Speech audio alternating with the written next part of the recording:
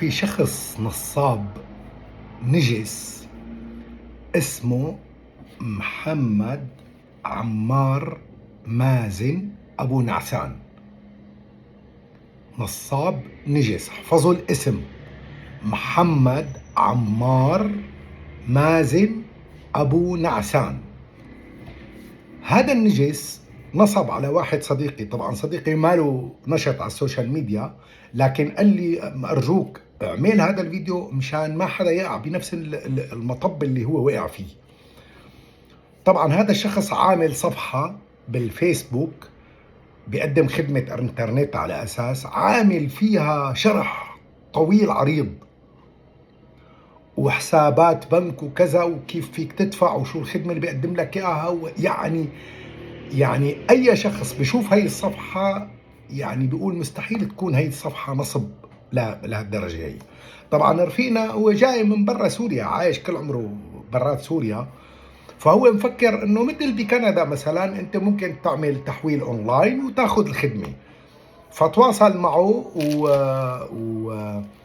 واتفقوا على نوع الخدمة، كم جيجا باي، كم ميجا السرعة، وكم جيجا لي، وانليمتد، القصص هي كلياتها. وانا شفت المحادثة كلياتها يلي بيناتهم. طبعا كان عامل محادثتين، محادثة على الواتساب ومحادثة على الماسنجر، لانه انت مجرد ما تحط نقطة على هذا الماسنجر بيجيك رد من عنده هو. طبعا بعد ما اتفقوا انه يصير التحويل عن طريق كاش، شان كاش، اجى رفيقي حول له 350 ألف ليرة وفتح على الواتساب بس ليبعث له الاشعار انه حول له لقاه ماحي كل الرسائل. انا شفت بعيني شو صاير يعني.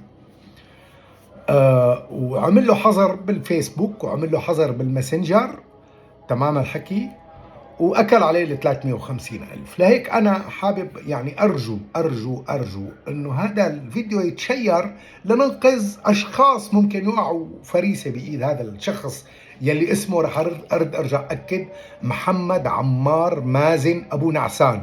هلا نحن منين جبنا هذا الاسم؟ جبناه من شام كاش، لانه هو تحول المبلغ لهذا الشخص.